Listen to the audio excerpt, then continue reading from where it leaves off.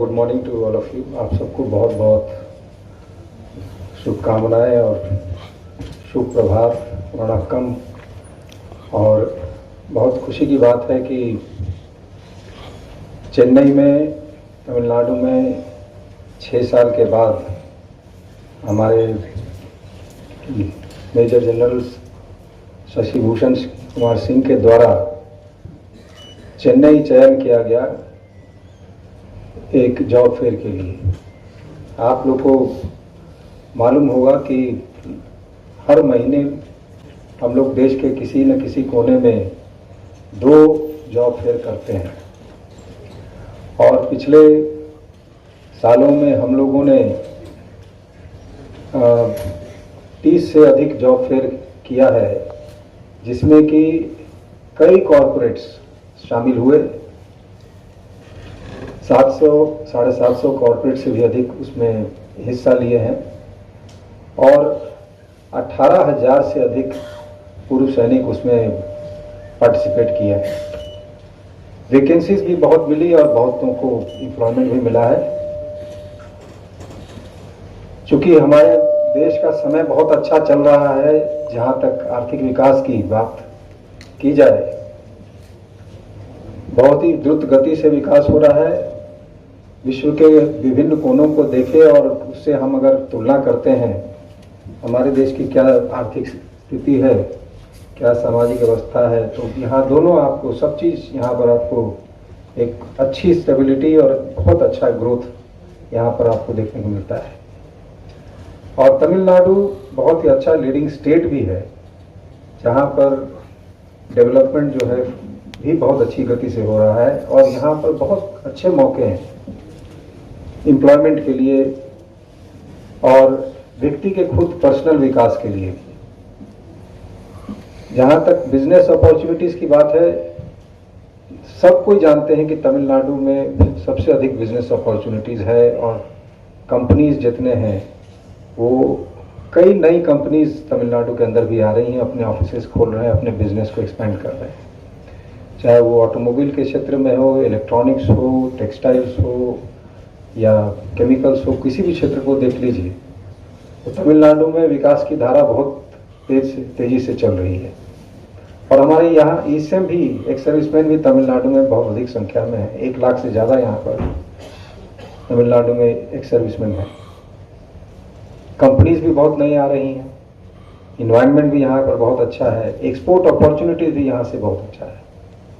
काफ़ी परिमाण में जो यहाँ के जो प्रोडक्शन है वो एक्सपोर्ट होते हैं यहाँ से। अच्छा पोर्ट है, जिसके माध्यम से ये फैसिलिटी भी उपलब्ध है यहाँ पर। आप कंपनीज जो बिजनेस कर रहे हैं उनके लिए सबसे महत्वपूर्ण बात होती है कि हम कंपटीशन में जो माहौल है हम उसमें कैसे सरवाइव करें, हम कैसे ग्रो करें, कैसे एक्सपैंड करें, अपनी प्रॉफिटेबिलिटी को कैसे बढ़ाएं, अपने इन्वेस्टर्स को कैसे हम खुश रखें और अपनी इन्वेस्टर्स पॉपुलेशन को भी कैसे हम बढ़ाएं, ताकि हमारा जो कैपिटल बेस है वो भी एक्सपैंड करता जाए, जिससे कि हम नए नए प्रोजेक्ट्स भी हम करते चले जाएं। ये सब करने के लिए सबसे बड़ी जो फैक्टर है, जो सबसे इम्पॉर्टेंट इंस्ट्रूमेंट है, वो जो कि पूंजी से भी अधिक, कैपिटल से भी अधिक महत्वपूर्ण है, वो है आपका वर्कफोर्स। आप किस तरह से, कैसे आपके लोग हैं, किस तरह के वर्कर्स आपके पास हैं, किस तरह के एग्जीक्यूटिव्स आपके पास हैं, उस पर बहुत निर्भर करता है। कितने इंटेलिजेंट हैं, कितने हार्डवर्किंग हैं, उनकी स्टेइंग पावर कितनी, एंड्योरेंस कितनी है और कितना बोल्ड और कितना करेज उसमें है, कितना रिस्क ले सकते हैं, कितनी ओबीडियंस की शक्ति है और कितने जल्दी आपकी बातों को समझते हैं और नीचे सिस्टम में मैटर को कम्युनिकेट कर सकते हैं, दूसरे स्टेक होल्डर्स को परसुएड कर सकते हैं और अपने साथ मिला सकते हैं। बहुत सारी क्षमताओं की आवश्यकता होती है आपके वर्कफोर्स के पास और आप हमेशा तलाश में रहते हैं अच्छे वर्कर्स की, अच्छे ऑफिसर्स की, अच्छे एग्जीक्यूटिव्स की और टैलेंट हंट के लिए आप इधर उधर देखते रहते हैं। अच्छा पैकेज भी आपको देने के लिए आप तैयार रहते हैं, क्योंकि आपका बिजनेस ग्रो तभी करेगा जब आपके वर्कर्स अच्छे हों, और वर्कर्स अच्छे हों तो उनको लाने के लिए आपको पैकेज भी अच्छा लेना है। ये सारी बातें हैं। और ऐसी सिचुएशन में आप देखें कि आपके इर्द गिर्द जो पॉपुलेशन है उसमें ईएसएम की कम्युनिटी बहुत ही इम्पॉर्टेंट है, और उनके बारे में आपको नॉलेज होने की आवश्यकता है। ये ईएसएम कम्युनिटी जो है, एक्स सर्विसमैन की जो कम्युनिटी है, ये हर साल ये बढ़ती रहती है। लगभग हर साल जो है 60,000 लोग आर्म फोर्सेस से डिस्चार्ज होते हैं, रिलीज होते हैं, रिटायर होते हैं, और काफ़ी यंग एज में होते हैं। ऐसा नहीं है कि 60 साल में ये रिटायर होते हैं। इनकी एवरेज एज लगभग 40-45 वर्ष की होती है, और अपने क्षेत्र में कामयाब हैं, और आपके लिए काम करने के लिए भी प्रस्तुत हैं। तो आपको ये देखने की आवश्यकता है कि आप जहाँ काम कर रहे हैं, जिस राज्य में काम कर रहे हो, जिस जिले में काम कर रहे हो, आप जहाँ भी काम कर रहे हो, वहाँ पर ईएसएम की कम्युनिटी कहाँ पर है, हम कैसे उनके साथ मिल सकते हैं, कैसे उनके साथ कोऑर्डिनेट कर सकते हैं, कैसे उनके साथ इंटरेक्ट कर सकते हैं, कैसे बातचीत कर सकते हैं। एक बहुत सरल तरीका है। हर जिले में राज्य सैनिक बोर्ड है, डिस्ट्रिक्ट सैनिक बोर्ड है, जिसके चेयरमैन डिस्ट्रिक्ट कलेक्टर होते हैं। तमिलनाडु में डिस्ट्रिक्ट सैनिक बोर्ड बहुत ही एक्टिव है, और यहाँ के कलेक्टर्स भी बहुत एक्टिव रोल प्ले करते हैं ईएसएम के मामलों को कोऑर्डिनेट करने में। तो बहुत ही सरल है, आप अपने कलेक्टर्स के साथ, जो भी जिला है उनके डिस्ट्रिक्ट कलेक्टर के साथ कोऑर्डिनेट करके आप वहाँ पर जो ईएसएम की कम्युनिटी है उनसे आप कनेक्ट हो सकते हैं। तो जिला सैनिक बोर्ड एक परमानेंट ऑफिस है हर डिस्ट्रिक्ट में, वहाँ बहुत सारे ऑफिसर्स हैं, आप उनके साथ बातचीत कर सकते हैं। वो अपने एरिया के सारे ईएसएम्स को जानते हैं और उनकी क्षमताओं को भी जानते हैं। तो आपको फौरन ही बता सकते हैं, आपकी रिक्वायरमेंट अगर आप उनको देते हैं तो वो तुरंत बता सकते हैं कि कैसे कैसे किस प्रकार के लोग यहाँ पर हैं। डीजीआर का पोर्टल भी है, जो हमारे डायरेक्टर जनरल रिक्रूटमेंट है, वहाँ पोर्टल भी है, और आपको मालूम है कि वहाँ पर कॉर्पोरेट्स रजिस्टर भी कर सकते हैं।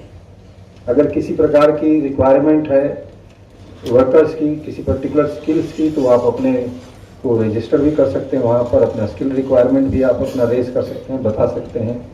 और फौज में जानते ही हैं हजारों हजार प्रकार के स्किल्स के एक्सपर्ट्स रहते हैं, और जो छोड़ रहे हैं फौज को, और जो सिविल सोसाइटी में आपके साथ मिलकर काम करने को तैयार हो रहे हैं।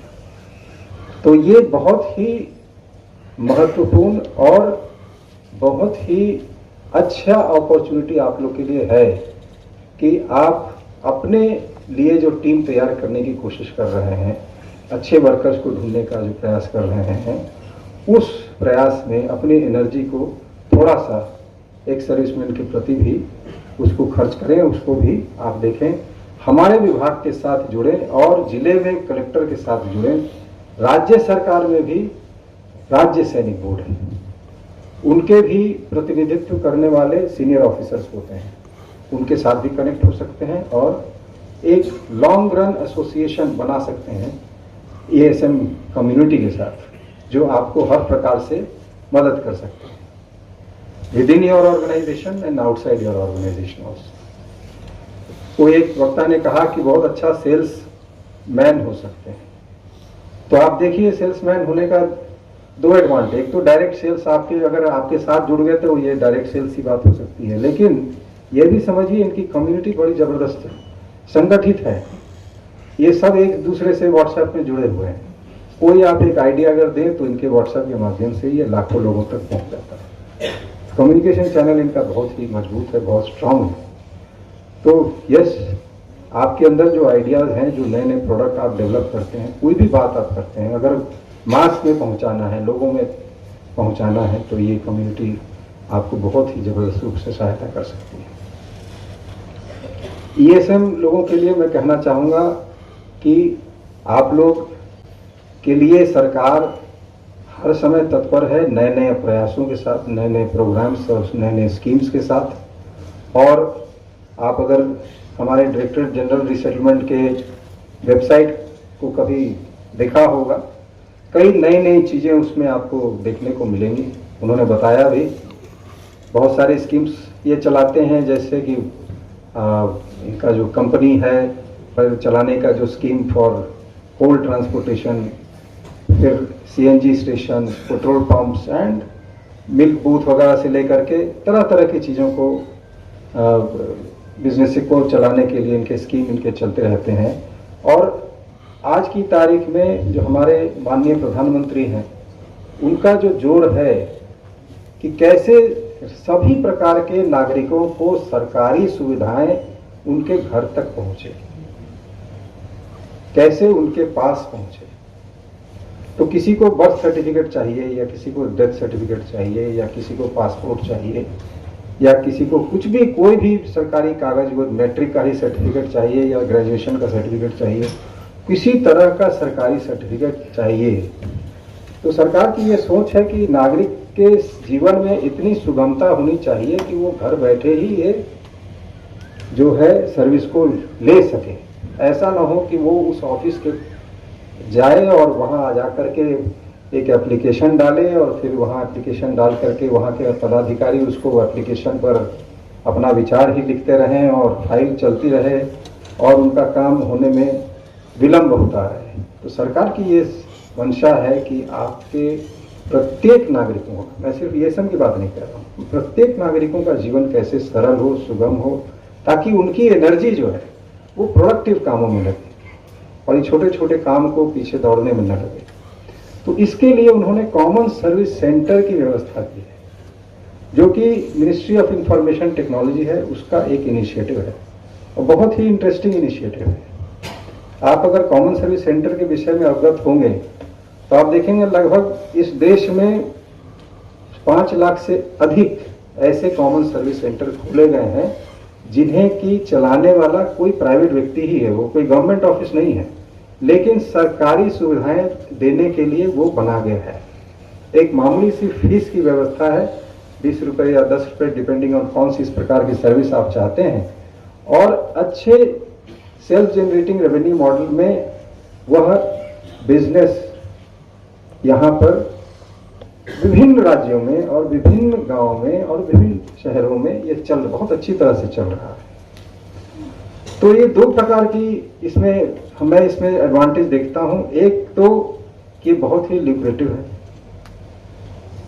और जैसे एक सर्विसमैन अपने गांव में बैठा है या कहीं शहर में भी बैठा है, वो चाहता है कि नहीं, मैं घर में ही बैठ के कुछ अपनी कमाई कर लूं, मैं कोई ऑफिस नहीं ज्वाइन करना चाहता, मैं किसी ऑर्गेनाइजेशन को नहीं ज्वाइन करना चाहता, तो अपने घर में ही वो इस सेंटर को खोल सकता है। कुछ इसके लिए आवश्यकता नहीं है, एक डेस्कटॉप है, एक आपको आइडेंटिफायर के लिए एक डिवाइस होता है वो रखना होता है, इंटरनेट कनेक्टिविटी है, इतना ही बस करना है। इसमें से मुश्किल से 1.5 लाख रुपये का खर्च हो सकता है। और उसके बाद आप उस मशीन के माध्यम से आप कई तरह की सुविधाएं दे सकते हैं लोगों को। किसी को रेलवे टिकट की व्यवस्था करनी हो, एयर टिकट की व्यवस्था करनी हो, इंश्योरेंस करना हो, कुछ भी करना हो, पासपोर्ट बनाना हो, कुछ भी बनाना हो, आपके पास जा करके वो बना सकता है। तो आपके इर्द गिर्द रहने वाले मान लीजिए 100, 150, 2000 परिवार हैं, तो उनकी भी सेवा आप कर सकते हैं। उनके लिए भी सुविधाजनक हो जाता है, क्योंकि उन्हें किसी सरकारी दफ्तर में दौड़ने की जरूरत नहीं पड़ती है। तो हमने ये डीजीआर के माध्यम से ये पहल किया है, और आज की तारीख में जब ये प्रोग्राम को पॉपुलराइज किया गया तो बहुत अच्छा फीडबैक भी हमें मिला, बहुत अच्छा रिस्पांस भी मिला, और मैं अपने ऑफिसर्स की बहुत ही सराहना करना चाहूँगा कि इन ऑफिसर्स के माध्यम से, जैसे हमारे केएसपी के सेक्रेटरी यहाँ बैठे हैं, दिग्विजय बसेरा जी, ब्रिगेडियर दिग्विजय बसेरा जी, उन्होंने पर्सनली जो है कई जगहों पे जाकर के ईएसएम कम्युनिटी के साथ मीटिंग की, उनको सबको बताया, स्कीम के बारे में समझाया। डीजीआर के ऑफिस से भी और उनके द्वारा भी कई जगह जाकर के इसके बारे में प्रचार प्रसार कराया गया, और कॉमन सर्विस सेंटर के जो चलाने वाले जो पदाधिकारी मिनिस्ट्री ऑफ इंफॉर्मेशन टेक्नोलॉजी हैं, उनके साथ भी कोऑर्डिनेट करते हुए इसमें बहुत ही अच्छा प्रोग्रेस हुआ है, और फीडबैक भी बहुत अच्छा है। जैसे हमने बताया कि एक ईएसएम जो हाजीपुर में इसको चला रहे हैं, वो लाख 1.5 लाख रुपया से मंथली उनका इनकम घर बैठे ही होता है। कहीं कोई दुकान लगाने की आवश्यकता नहीं होती, वो जस्ट उनके अपने घर में ही होता है। और सिर्फ ये इनकम की ही बात नहीं है, बहुत सारे नागरिकों के जीवन को वो सुलभ बना रहे हैं। बैंक अगर कोई खोलना चाहे, मैं ही अगर बैंक खोलना चाहूँ या कोई आप में बड़े आदमी कोई बैंक खोलना चाहे, बैंक खोलना तो बहुत बड़े लोगों की बात है, कैसे आप खोल सकते हैं? तो लाइसेंस लीजिए आरबीआई से, इतना दुनिया भर का उसमें परेशानियां हैं। लेकिन एक कॉमन सर्विस सेंटर जो चलाने वाला व्यक्ति है, साधारण व्यक्ति है, वो चाहे तो वो बैंक भी सर्विसेज दे सकता है। बैंक सर्विस का मतलब क्या हुआ? लोगों से डिपॉजिट लेना, लोगों को लोन देना, यही तो काम है। तो ये बैंकिंग सर्विस भी कॉमन सर्विस सेंटर के माध्यम से दिया जा सकता है। क्या प्रोसीजर है इसका? प्रोसीजर बहुत सिंपल है। आपको किसी भी बैंक से जुड़ जाना पड़ता है, और ये जुड़ने की जो व्यवस्था है ये हाईएस्ट लेवल भी की गई है। मिनिस्ट्री ऑफ इंफॉर्मेशन टेक्नोलॉजी और डिपार्टमेंट ऑफ फाइनेंशियल सर्विसेज के बीच में एक समझौता है, और जिसके माध्यम से ये फैसिलिटी दी जाती है।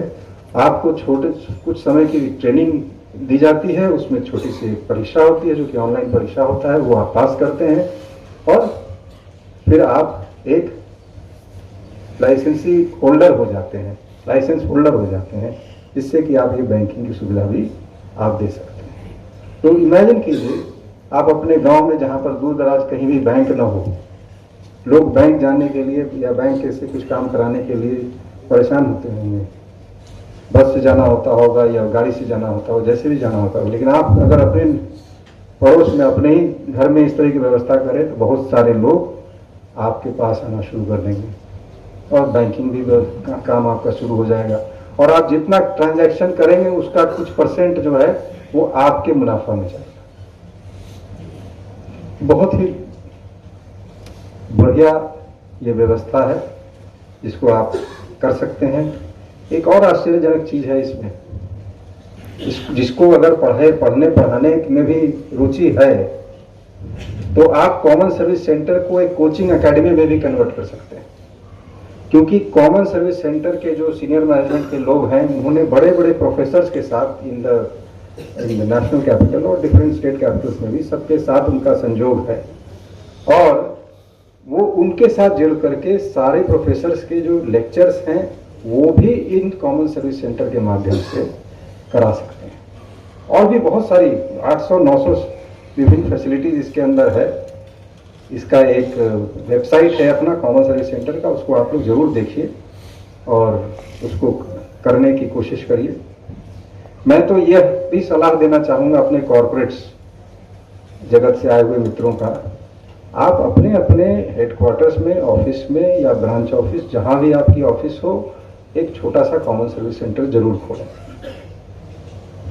क्या आपके लिए कुछ भी नहीं है, इसका कुछ भी इस्टेब्लिशमेंट में खर्चा है, इसमें कुछ भी नहीं है। एक कंप्यूटर और एक आइडेंटिटी देखने के लिए जो डिवाइस होता है, बस वही बायोमेट्रिक डिवाइस होता है, वही रखना है। हमारे ESM वहाँ पर ट्रेन करके वहाँ पर डिप्लॉय किए जा सकते हैं, और दुनिया भर की सुविधाएं जो आपके लोग दौड़ते होंगे इधर उधर लेने के लिए, वो सारी सुविधाएं आपके बिल्डिंग के अंदर ही वो सब उपलब्ध हो सकता है। ये भी एक आइडिया है, इसको आप इस पर आप गौर करिए, इसको देखिए। बहुत तरह की सुविधाएं भी इस तरह से आप अपने ऑफिस में ही अपने ही एम्प्लॉयज को दे सकते हैं। तो आपका भी कंपनी जो है, जो आपके एम्प्लॉयज का टाइम वेस्ट होता है इधर उधर दौड़ने में, इधर उधर जाने में, वो भी टाइम वेस्ट नहीं होगा। तो अंत में मैं बस आप लोग सबको बहुत बहुत धन्यवाद देना चाहूँगा कि बहुत ही अधिक संख्या में आप लोग आए हैं। मैंने सुना कि 45 से अधिक कंपनीज आए हैं और 500 से अधिक वैकेंसीज हैं, लगभग उतने ही एक्स सर्विसमैन हैं। बहुत अच्छा ये मौका है जिससे कि लगभग सभी एक्स सर्विसमैन को कुछ न कुछ अवसर मिलने की संभावना दिखती है मुझे। आप सबको बहुत बहुत